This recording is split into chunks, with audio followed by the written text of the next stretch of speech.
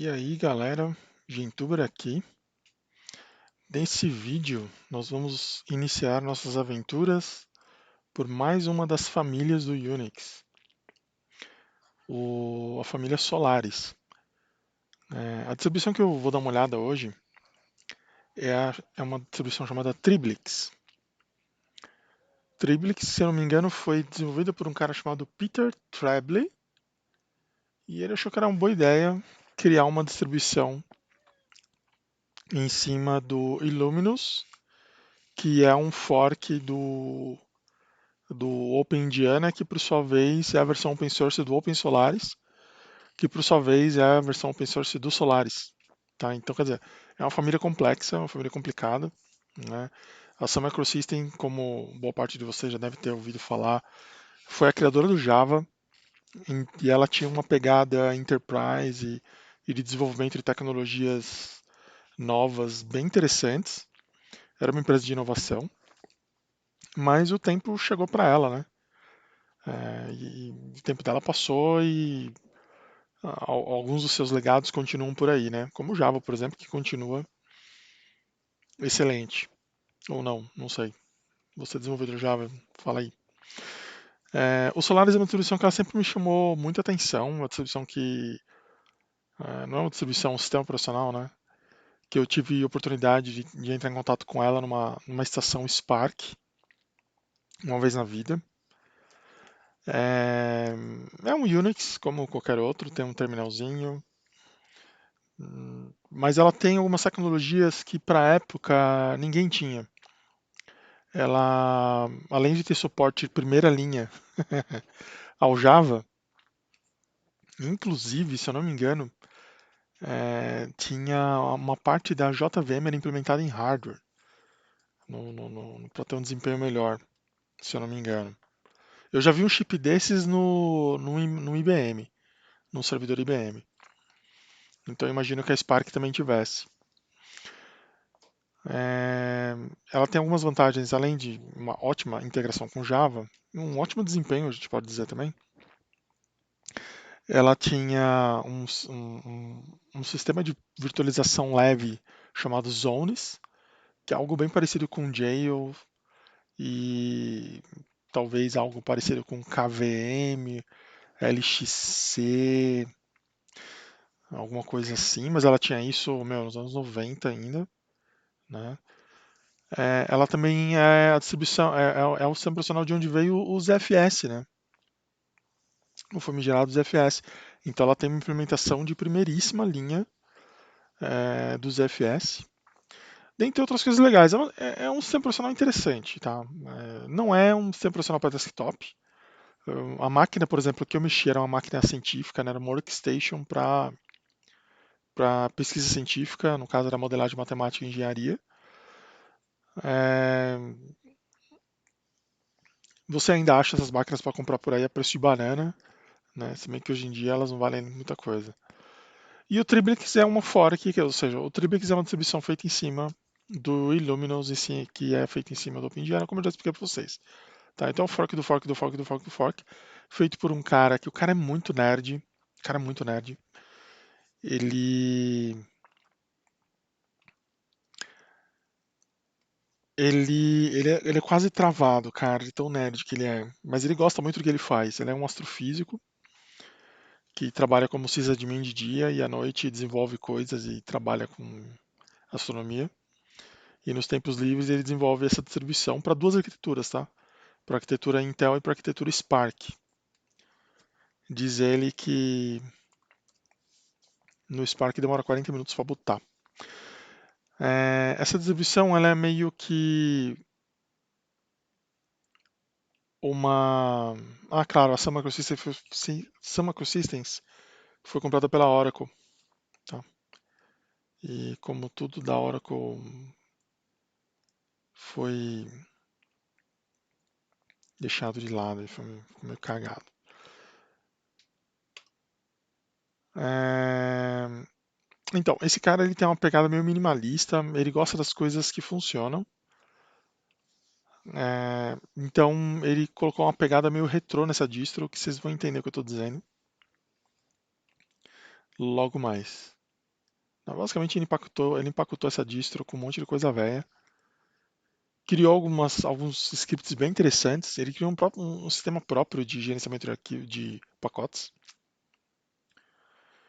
Vamos aqui iniciar a máquina virtual. Deixa eu ver se eu acho isso aqui. Triblix está na versão 0.22.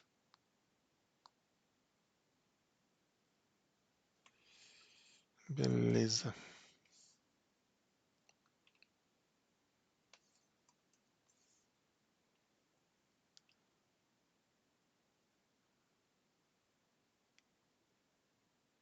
Aí que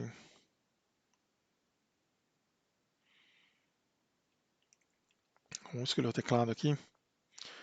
O teclado, apesar que ele não quer deixar eu fechar as mensagens aqui para não cobrir. O teclado, eu recomendo vocês colocarem o teclado em inglês por um motivo.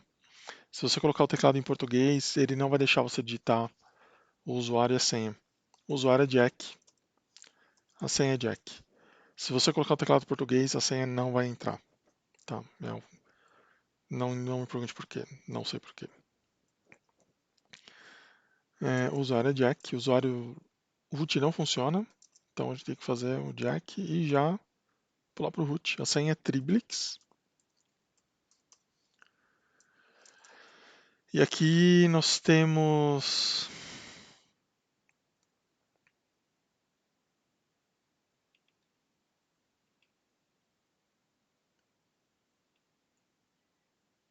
tá, ele está reclamando aqui que esse sistema operacional não é compatível com os rolês errados dele. Então vou fazer o seguinte, eu vou aumentar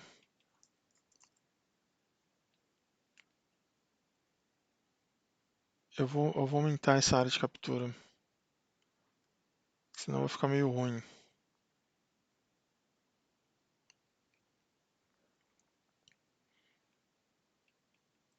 O mouse não está funcionando, né?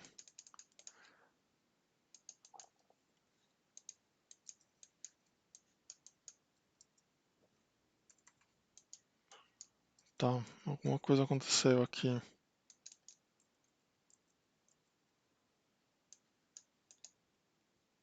Tá, basicamente o cara aqui ele pegou o teclado e não solta. Ele capturou o teclado e é isso. Ele não está soltando o teclado.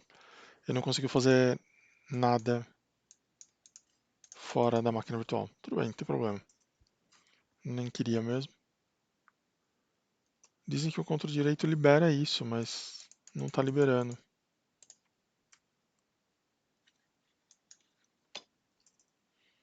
Enfim. Agora foi. Inferno, irmão. O que eu queria fazer aqui, na verdade,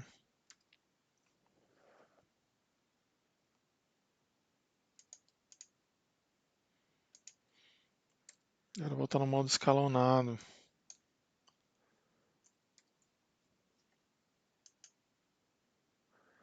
Tá, bom, pelo menos agora dá pra ler.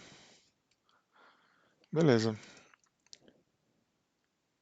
A gente tem 3 scripts aqui. Esse aqui é baseado no BSD ou é coisa do GNU? Opa. Não, esse LS aqui é do GNU. Nossa, não tem um mãe instalado. Então a gente tem 4 opções aqui. Formate o disk, live install, over install e UFS install. Quem são esses scripts? O formato disk ele vai pegar o seu disco e vai criar um sistema ZFS completo. Então ele deleta tudo que você tiver e cria um ZFS, cria os pools e manda ver. A outra opção é o overinstall. O overinstall é se você já tem uma partição ZFS e aí você quer instalar esse sistema em um pool, num volume, né? Você quer instalar ele num volume próprio, sem interferir no resto. O FS Install não testei, mas eu imagino que seja para instalar ele com num sistema UFS, bom para fazer dual boot com FreeBSD. E o Live Install, que ele faz a instalação em cima do que você tiver aí de disco disponível. Tá? Então, o primeiro passo é usar o comando format. Por quê? Porque ele vai falar para a gente qual que é o nome do disco, que no caso é C1D0. Tá? Então, a gente vai fazer o format disk. Aliás, é um script aqui, né? Format disk, -b de block, C1D0. Beleza? Ele criou o sistema e agora a gente faz o live install. -b, C1D0 e, se eu não me engano, é o... eu não lembro qual que é o Retro Desktop. Deixa eu ver se é isso. Que ele já vai instalar o... as ferramentas Iceman. Ele já instala em um desktop leve pra gente, né? Com a opção Retro Desktop. Mas ele tem XFCE, eu acho que tem GNOME, Enlightenment, eu sei que ele tem. Mas o que me fez gostar dessa distro, o que me fez gostar desse sistema foi justamente. Ah, que bosta que eu fiz. O que me fez gostar desse sistema é que ele tem o CDE disponível. O cara reempacotou o CDE. Quem é o CDE? O CDE, eu acho que foi o primeiro desktop environment para Unix viável. Ele era muito funcional, totalmente completo, integrado com e-mail, integrado com impressora, tal. O negócio era chique no último, né? E não foi à toa que veio dele o nome do KDE, né? Foi meio que uma homenagem. Inclusive as primeiras versões do KDE são muito parecidas com o CDE, claro, com vantagens, né? O CDE ele era feito em Motif, que é um widget gráfico, como se fosse o GTK, o Qt, Motif, que era muito comum nos Unix na época. E o KDE era feito em Qt, né? Claro, obviamente o KDE, com o passar do tempo, ele foi ficando absurdamente superior ao CDE. E o CDE, como ele era proprietário, com a migração dos Unix para outros tipos de interface, como o KDE, GNOME, o CDE ele já era meio obsoleto, né? O Motif sempre foi meio complicado de desenvolver em cima dele. Ainda é, né? A biblioteca ainda existe para quem quiser se aventurar. Tá aqui. Ele terminou. Ele está dizendo aqui que um erro é esperado. Ok. Então aparentemente deu tudo certo. Vamos dar um reboot.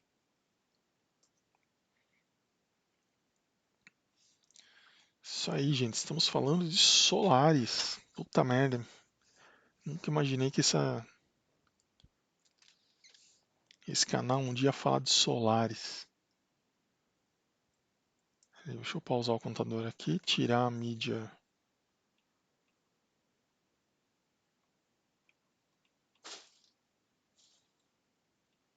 Ou não.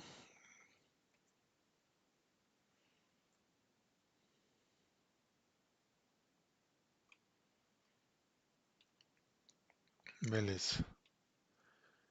Agora foi. Bora lá. Dá um reset aqui.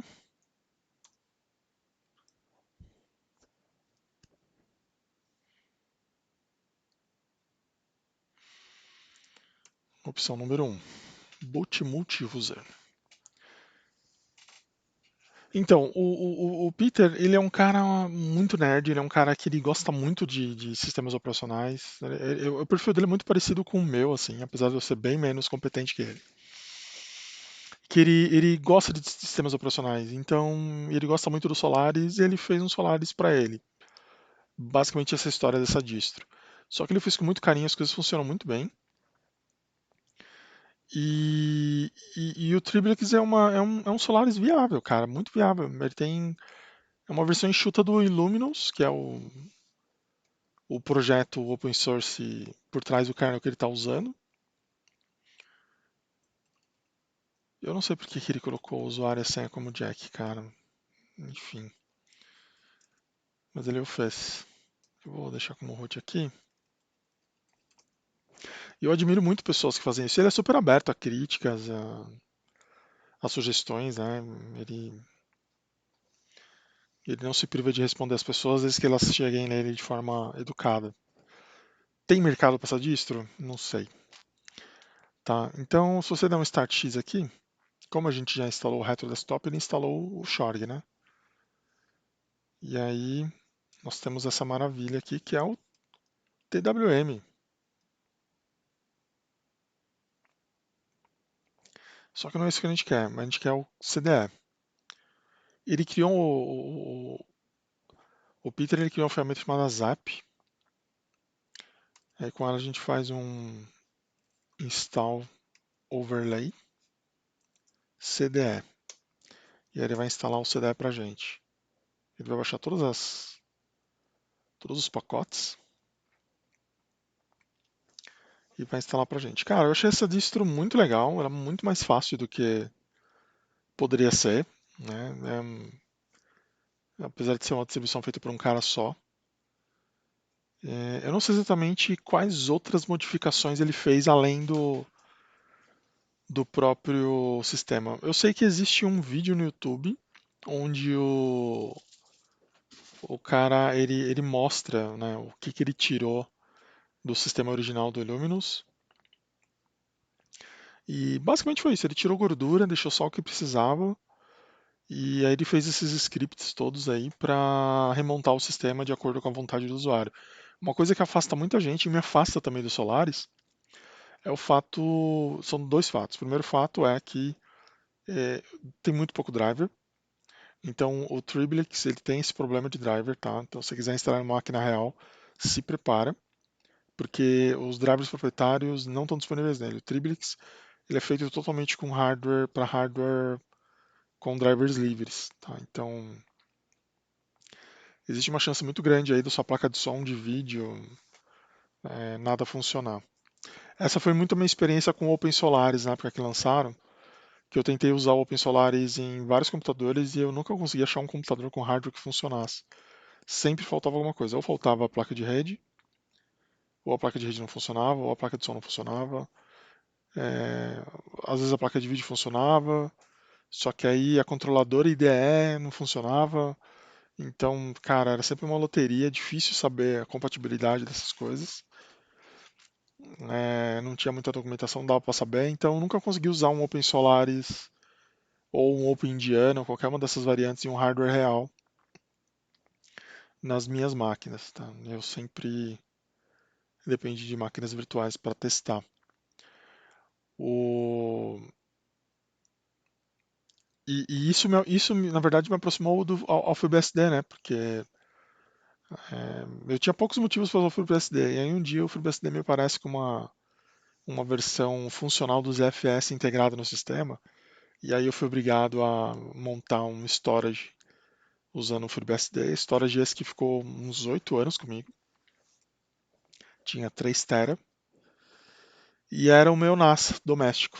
Né? Era um FreeBSD com ZFS, com redundância nos discos, né? Um RAID-Z. Funcionou absurdamente bem. Absurdamente bem. Nunca perdi um byte de dados. Nunca. Impressionante, cara. O bagulho é uma rocha. Não trava, não dá pau. O que aconteceu com essa história? Os HDs foram pifando. E aí, conforme os HDs foram pifando, eu fui trocando, fui substituindo. até que chegou num momento que não fazia mais sentido eu ter esse storage e eu desativei ele. Digamos assim que o meu número de dados que eu armazenava não cresceu quanto eu imaginava que fosse crescer. E ao longo desses anos todos eu fiquei com a mesma quantidade de dados que eu queria guardar. E com o tempo os HDs foram ficando mais baratos e com maior capacidade. Então eu troquei o meu storage por dois HDs para fazer um RAID 1, para ter redundância. E eu tenho os mesmos dados que eu tinha no meu storage. Hoje em dia eu tenho esse RAID 1 com um pouquinho mais de capacidade. Esse RAID 1 que eu tenho, ele tem um pouquinho mais de capacidade. A diferença é que eu não tenho uma máquina dedicada para isso, como eu tinha antes, né? Mas era bem legal, tinha Samba, tinha NFS, até o Apple File System de rede lá eu cheguei a configurar uma época. Era bem interessante, porque a minha TV, por exemplo, ela se conectava direto com storage para passar filme. Então a minha TV ela listava o conteúdo do HD, do storage, e aí eu conseguia assistir filmes direto passando pela, sem precisar de um outro computador nem nada. Direto na TV eu já pegava tudo que eu tinha, todas as séries, filmes, anime, tudo que eu tinha lá no storage ia direto para a TV. Então foi bem legal, na época foi bem interessante mesmo. Era uma solução cara, né? Porque era uma máquina dedicada, era uma solução meio cara e no final das contas, no final dos tempos acabou que não valia mais tanto a pena manter, eu desativei. Então quer dizer, enfim, estou enrolando aqui porque está instalando, né? Mas é bom que eu vou contando história. Então é isso, se você tem algum medo, algum receio com o FreeBSD, bobagem. Cara, o FreeBSD é um sistema operacional muito bom, sim, muito bom. Ele não é um excelente desktop como é o Linux, né? Mas, cara, se você vai desenvolver, ele é uma rocha. Ele é uma rocha. Não dá problema nunca, sabe? Principalmente quanto mais próximo você tiver do sistema, menos vai dar problema. Tipo, meu, você vai ter problema com KDE, vai ter problema com Gnome? Possivelmente. Vai ter problema com KDE? Provavelmente. Mas se você usar um sistema minimalista, tipo, meu, sei lá, um Awesome, se bem que o Awesome trava de vez em quando. Se você usar um cara minimalista e bem testado, tipo um FVWM, sabe? Se usa um Window Manager tipo o FVWM, sem efeito especial, sem firulas, tá ligado? Com um bom terminal estável, né? Cara, não vai dar pau nunca. O bagulho vai ficar anos ligado, você nunca vai ter problema. Sabe? O navegador vai travar, os programas vão travar, mas meu, o kernel não vai travar, o sistema não vai travar, você não vai ter problema de file system nunca, sabe? É incrível, é incrível. Mas na hora que você quiser jogar um joguinho, aí vai ter que instalar o sistema de compatibilidade com Linux, aí o sistema de compatibilidade com Linux vai ter que instalar a versão 32 bits também, e aí você vai ver que vai ficando muito embolado o meio de campo todo, e no final das contas você vai ter menos frames do que você teria no Linux, porque o FreeBSD ele não evoluiu nessa parte multimídia tão bem quanto o Linux evoluiu. Tá, meu Deus, o negócio aqui travou? Não, não travou não. É, ele não evoluiu tão bem quanto o Linux, né? Apesar de que tem o Dragonfly BSD, que diz a lenda que em algumas situações ele é mais rápido do que o Linux, mas não acho que seja viável, não. Acho que você tem muito mais suporte para o Linux como desktop do que um BSD. E aí, se a gente for falar de Solaris, é pior ainda. O Solaris é muito mais restrito, assim, realmente.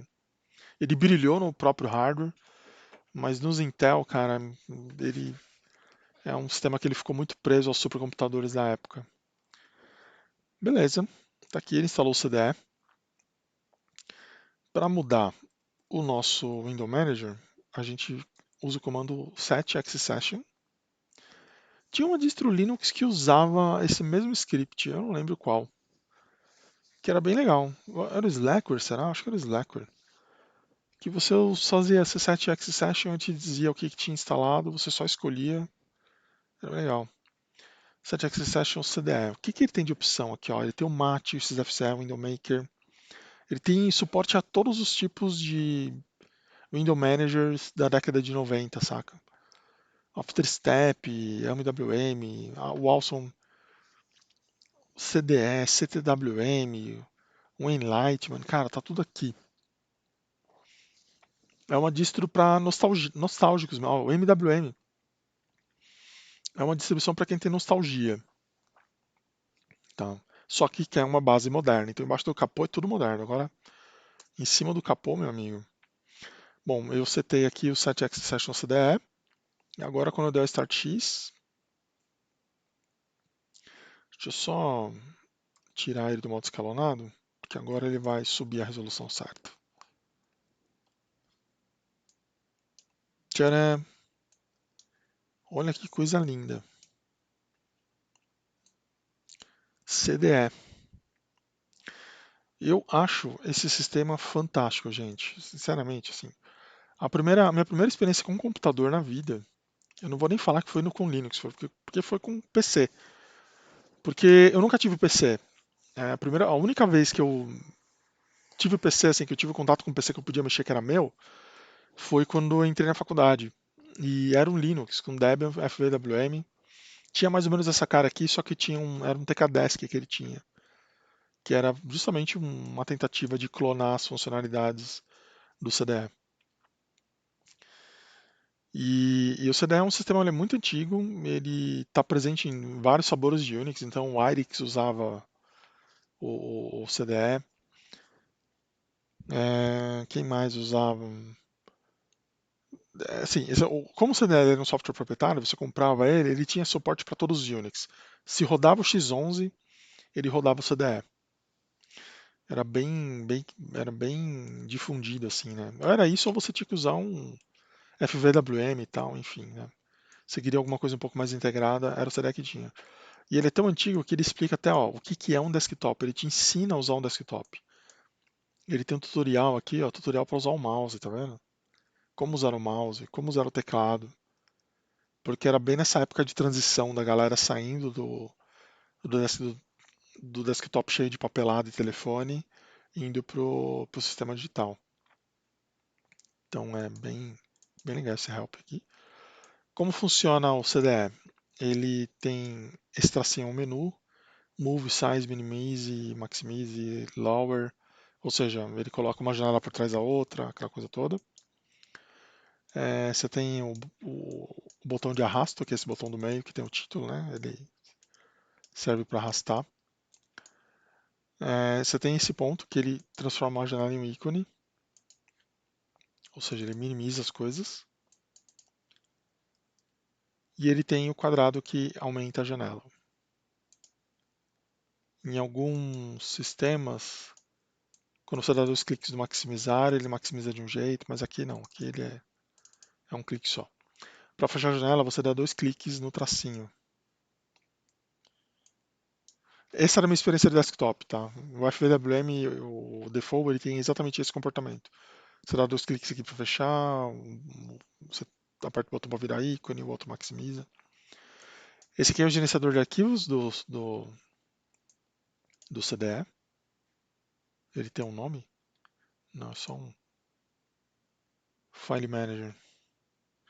Olha lá, ó, o CDL começou em 93, gente. 93 era o que? Era o Windows 3.11 ainda. Não, era o Windows 3.10. Era o comecinho das interfaces gráficas. Então, um gerenciador de arquivos, tipo, bem normal. Você não faz nada de muito espetacular aqui, então você só consegue ver, por exemplo, mudar preferências, mandar para lixeira, abrir, imprimir, né? Tá, sistema de arquivos básico, não tem nada demais. Não faz preview de imagens, não tem formas alternativas de visualizar as coisas, então você sempre vai visualizar nesse formato de janelas espalhadas. Nada demais. Clica, arrasta, né? Ó, se você perguntar para mim, eu não sei dizer se dá para copiar e colar. Eu não sei se o conceito de copiar e colar está presente aqui. Ó, tentei fazer uma baita uma bobagem aqui. Ele não deixou. Ele não tem o conceito de Ctrl+C, Ctrl+V, ele tem o conceito de Ctrl+V, Ctrl+C. Deixa eu ver aqui. Ele pergunta para onde você quer copiar. Ele não tem essa coisa de você Ctrl+C, Ctrl+V, não. Você tem que já mandar, falar para onde ele tem que ir. Ou seja, é bem simples. Ele tem esse painel aqui embaixo. Então, como você pode ver, ele tem um relógio aqui que está com o horário todo errado, porque eu não defini fuso horário, então ele deve estar com o fuso horário da casa do cara que fez a distro. Ele tem um calendário. Esse calendário, se eu não me engano, ele é corporativo, então ele tem um daemon de calendário que roda na rede, por exemplo, e ele sincroniza os calendários de todo mundo. E obviamente nada disso está funcionando aqui. Então ele tem um schedule aqui, ó, para você fazer suas tarefas. Então ele tem. Isso daqui vendia muito. Essa coisa de produtividade de escritório é o que vendia o CDE. Porque você não tinha isso no X, né? No FVWM você não tinha isso. No KDE você estava começando a ter, no Gnome nem pensar. O Gnome só foi ter isso quando eles lançaram o Zeman Evolution, que era uma suíte de escritório integrada. Escritório não, era e-mail, calendário, agenda, tudo embutido. E era um serviço cobrado. E era corporativo, era muito parecido com esse daqui. E dele, quando ele ficou open source, ele mudou de nome para Evolution, que é o que tem no Gnome até hoje. Então é bem legal, né? Completinha a ferramenta. Gerenciador de arquivos, que a gente já viu. Um editor de textos tosco. Tosco. Pensa num editor de texto tosco. Olha esse selecionador de arquivos aqui, que maravilha. Esse aqui é o script de instalação. Quem quiser estudar o código, tá querendo nem colore as coisas, que é uma tranqueira. Tosco, tosco, tosco. O CDL tem esse negócio dele aqui, que tem esse relógio fantástico, que é para você ver as horas em modo analógico. É, ele possibilita você colocar vários aplicativos direto aqui no negocinho, no painel, nesse painel super sofisticado. Ele tem o terminal, né? O terminal, ele abre um terminal. Não é o Xterm. Esse é um terminal do CDE. O Xterm é esse aqui, ó. Esse aqui ele tem mais opções.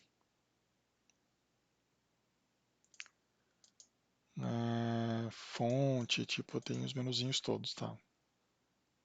Coisa que o Xterm não tem. Vamos ver quem que é o kernel. São OS 5.1. Então é o Solaris, velho. Arquitetura i86. Illuminous. Ele tem.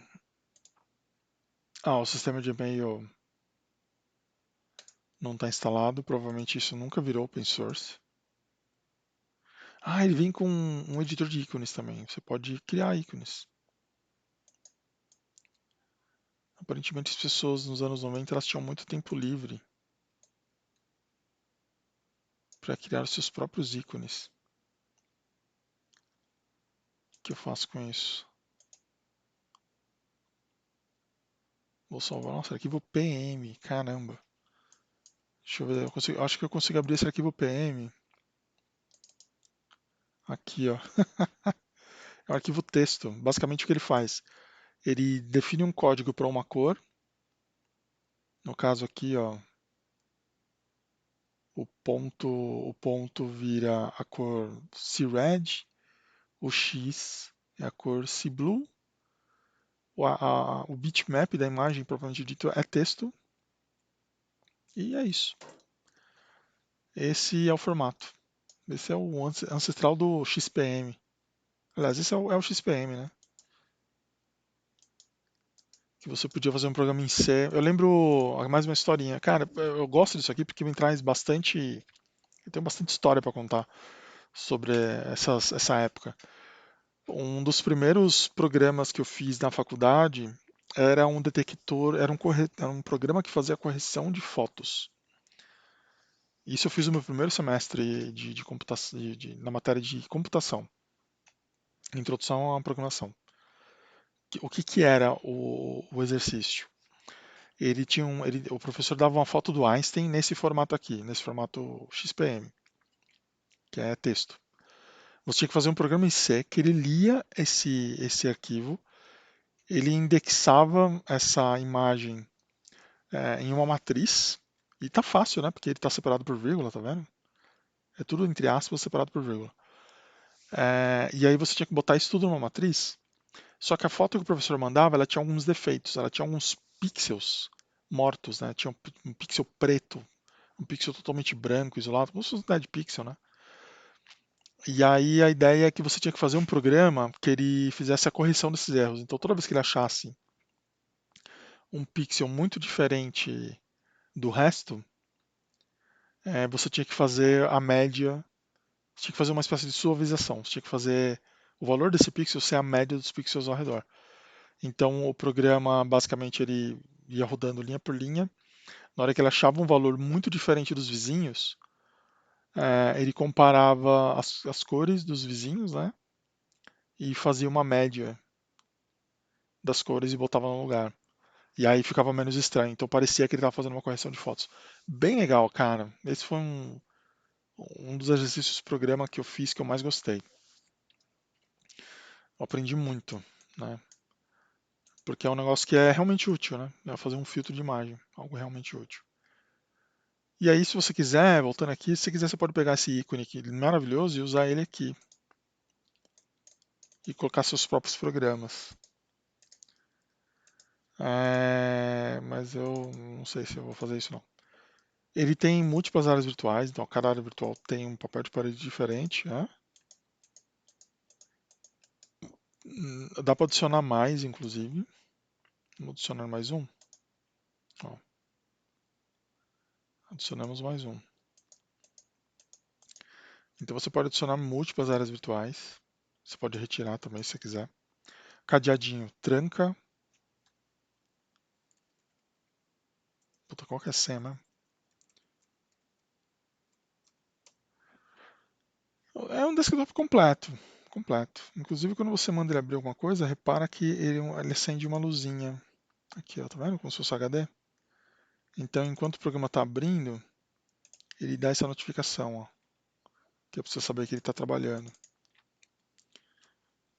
Hoje em dia, a rodinha do mouse fica girando, né? Antigamente era aqui. Aqui a gente tem um sistema de preferências de cores e tal. Cara, todos esses sistemas de cores do Solaris são toscos, todos, todos. E o pior é que você só consegue ver o resultado saindo e voltando. Aqui você escolhe o tamanho da fonte, tá? Não é o tipo de fonte, é o tamanho da fonte. Auto Repeat, tem aquelas configurações muito básicas, cara. Qualquer window maker tem mais informações, tem mais possibilidades de configuração do que o CDE.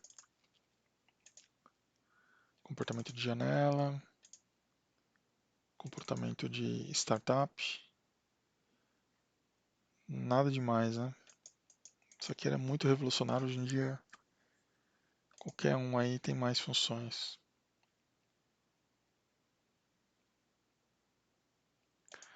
Aqui era para abrir um diretório especial. Eu lembro que eu já vi isso funcionando no CDE original. Era uma pasta com aplicações, se eu não me engano. Ele abria as aplicações que você tinha instalado. Aqui talvez falte alguma configuração para fazer. Aqui tem pouca coisa abrindo, na verdade. Talvez não seja completa essa instalação. E aqui nós temos uma lixeira. Tá. Então, cara, esse é o CDE. E esse é o Triblix, né? A ideia do Triblix é trazer de volta aí a nostalgia para os usuários de Solaris. O que que aconteceu? Deixa eu só continuar a história do Solaris aqui. Depois que o Solaris virou Open Solaris, se eu não me engano, foi nessa época que apareceu os FS.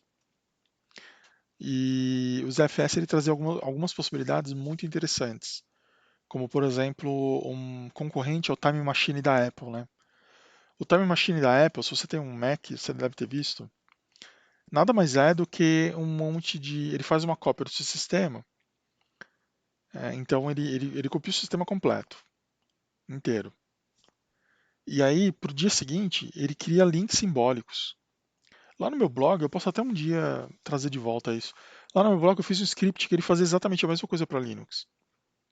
Ele faz uma cópia de todo o seu sistema, depois ele vai criando links, hard links, tá? Não é simbólico, não é link simbólico, não é link, hard link mesmo. Ele vai criando um monte de hard link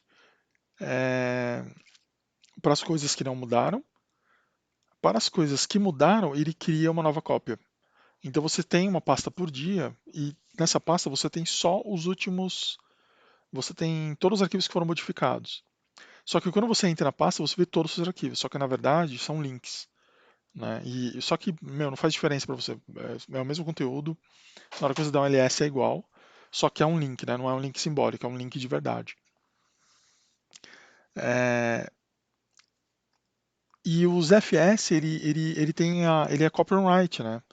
Ele funciona mais ou menos do jeito que esse script do Time Machine funciona, tanto do Linux que eu fiz quanto da Apple. É, só que ele faz isso em nível de sistema de arquivos, né? Ele faz isso em bloco de gravação. Então, ele é muito mais granulado, né? Muito mais interessante do que todo o resto que veio. E aí eles precisavam colocar isso de forma gráfica. Então, para você ter tipo uma barrinha que permitisse você voltar no tempo, mais ou menos como é o Time Machine, né? Como se tivesse uma barrinha aqui para poder voltar no tempo. E não dava para fazer isso no CDE.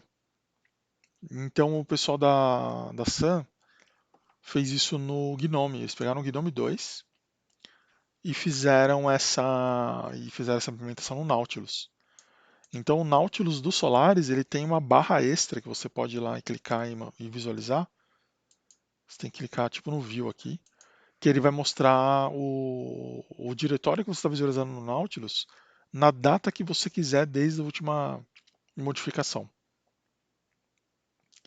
Tá? Então se você fizer snapshots por hora, então você vai ter uma cópia por hora.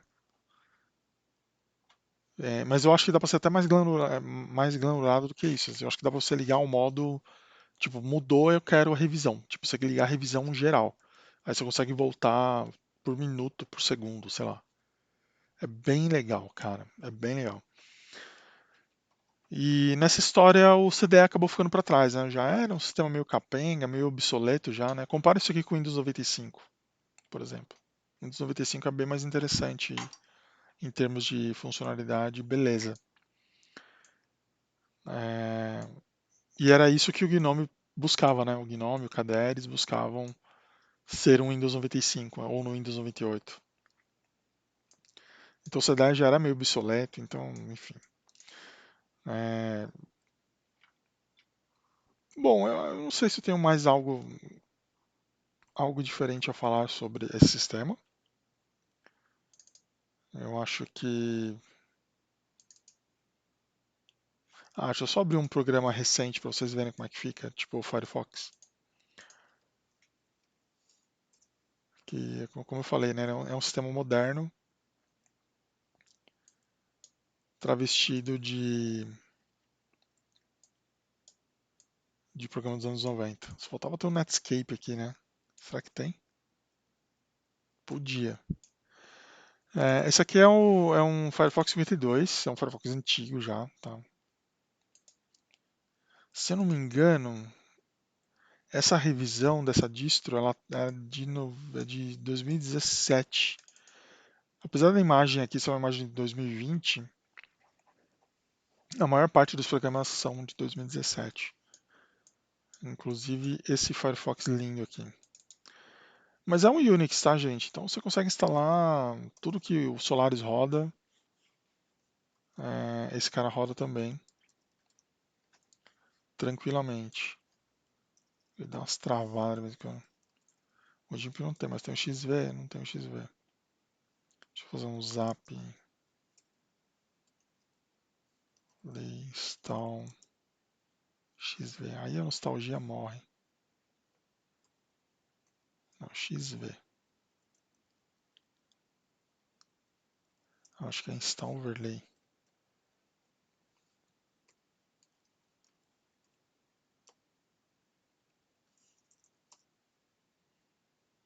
É, não tem o XV.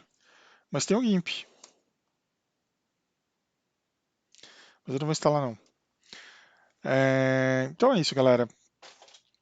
Se você precisa de um sistema operacional compatível com ZFS, que tenha toda a tecnologia dos Solaris, que rode em máquinas Intel e Spark, mas você quer um sistema leve, eficiente, enxuto, bem no sistema KISS, Triblix é para você. Aproveita que o cara ainda está vivo e ela ainda é mantida, tá? Ela ainda é mantida. E bem mantida. O cara fez com muito carinho esse negócio aqui. Tá bom? Gostou do vídeo, dá um like. Não gostou, dá um dislike.